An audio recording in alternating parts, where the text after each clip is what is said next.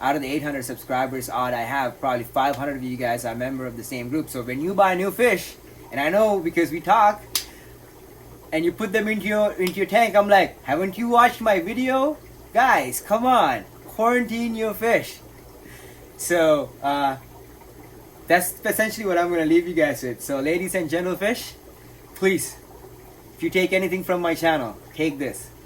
Quarantine, quarantine, and quarantine. We're in this mess right now globally because people don't understand the simple concept.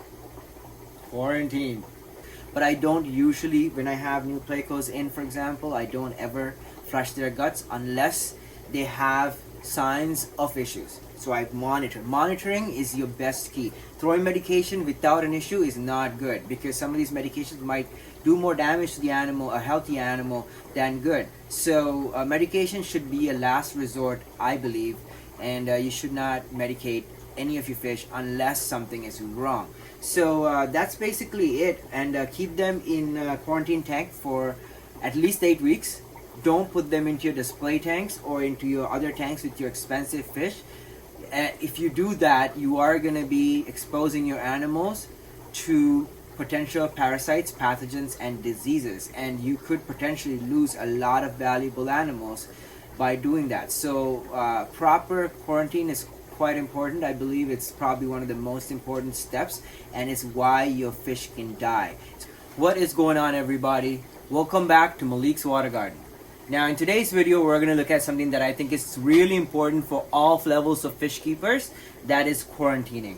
And so I do extensive quarantining in my facility, and I rarely have issues or disease outbreaks. I go through this extensive quarantine procedure so that there are no issues with disease outbreaks in my facility, and I end up losing expensive fish. So I did recently pick up a bunch of new fish. I'm pretty sure you guys have seen that video. If you haven't, please I'll go back and check those out. And I did suffer some losses, and so I had videos about that as well. I lost 4 very expensive fish. I don't think they died of any diseases. They just died from shipping or being in bags and stress and stuff like that, because they were very large whiptail catfish. Now if you have not seen that video, I recommend you check that out because there's a lot of cool fish that are being unboxed and whatnot. Those fish I just got are now in quarantine. They've been in quarantine for about a month, and I have been introducing fish from my facility into the tanks that they are quarantining in because they have not shown any signs of distress. So when I do get new fish in, I usually like to quarantine them for about 2 months.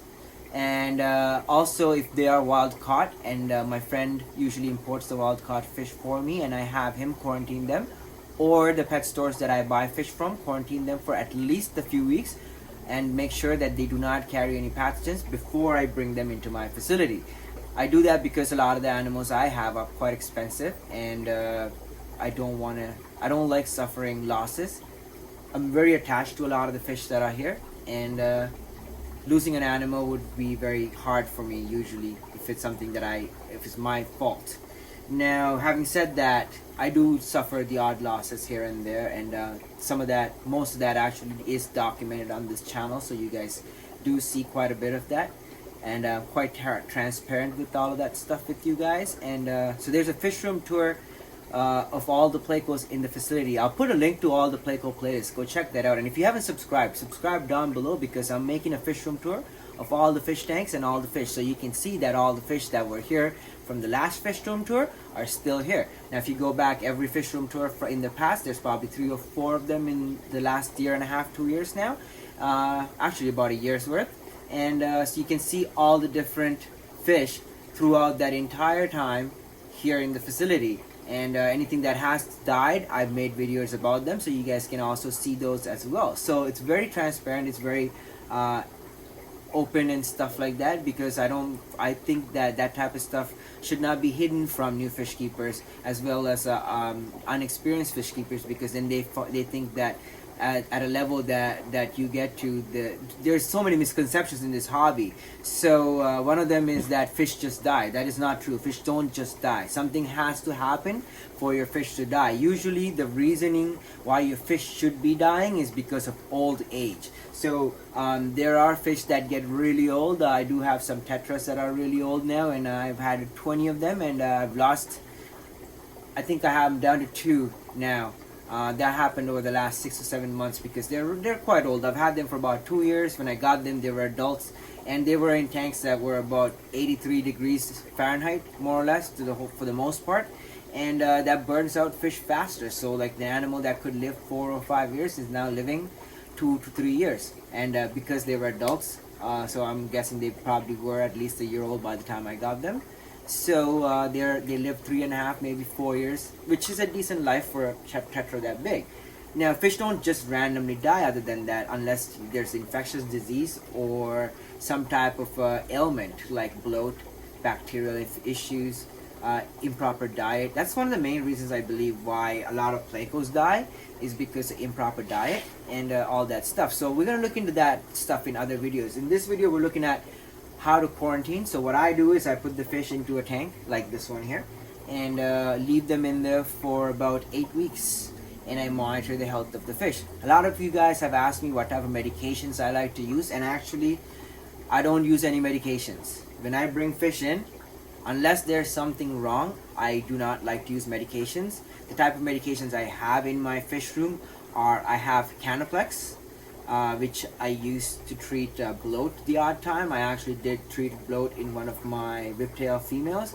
She was in this tank back here, and she was eating a lot of the high protein food. I was feeding quite a bit into the tank because I have fry in there, and I didn't realize that she was just getting extremely bloated.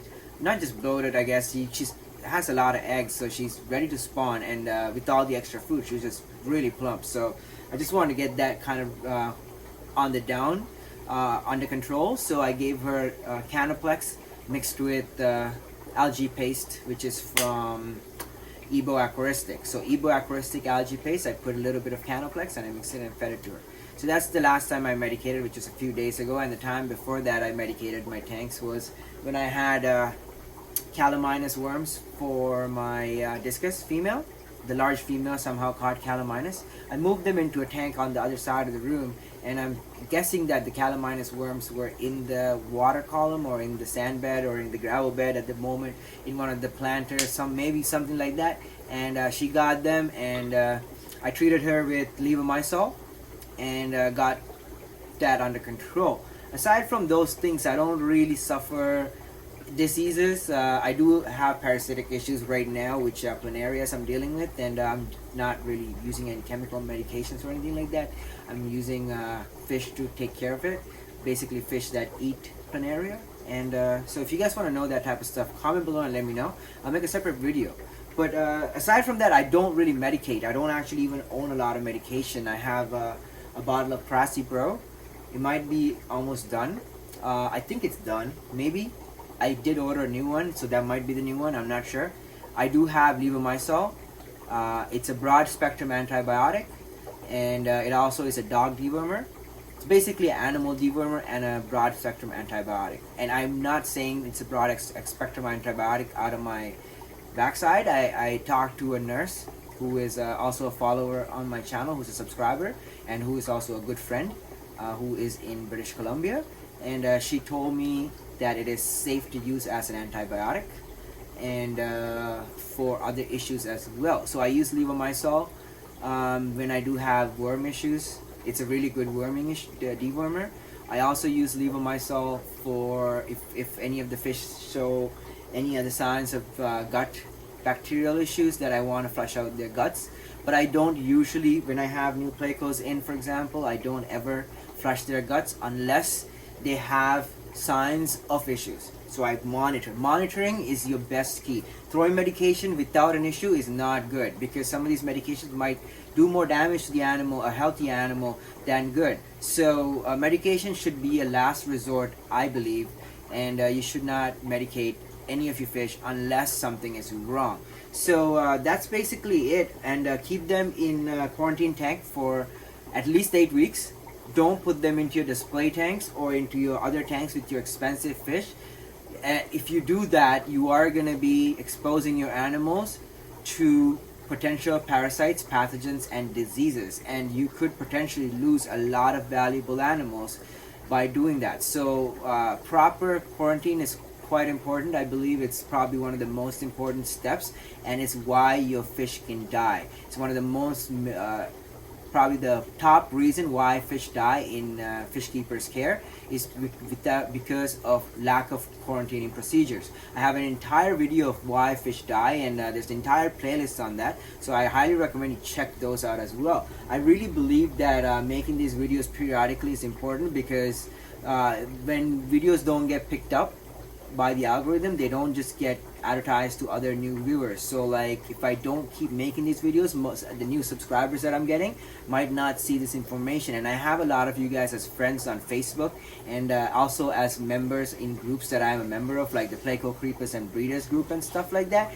And I do see you guys buying fish and putting directly into your tanks, and I'm really pissed off when you do that, because honestly it really irks me, because you're potentially putting the lives of your fish at risk. So please quarantine your animals extensively when you pick them up. Even if you're picking up fish from me, these animals are very disease free and they're very healthy, but I highly recommend anybody buying fish from me to quarantine. I'm on Facebook, I'm on the group where there's 14 or 15,000 members or 16,000 members now, and out of the 800 subscribers odd I have, probably 500 of you guys are a member of the same group. So when you buy new fish, and I know because we talk, and you put them into your tank, I'm like, haven't you watched my video? Guys, come on, quarantine your fish. So that's essentially what I'm going to leave you guys with. So ladies and gentlefish, please, if you take anything from my channel, take this. Quarantine, quarantine, and quarantine. We're in this mess right now globally because people don't understand the simple concept. Quarantine. Thank you so much for watching the video. Thank you so much for watching the video till the end. If you have watched this far, you are so awesome. If you haven't subscribed, subscribe down below and hit that notification icon so you get updated when these type of videos, as well as care and maintenance videos of all the fish I keep in my facility, as well as all these tours that I'm doing, get uploaded. As always, thank you so much. I love you all. I'll see you on the next video. Have a wonderful day. God bless you.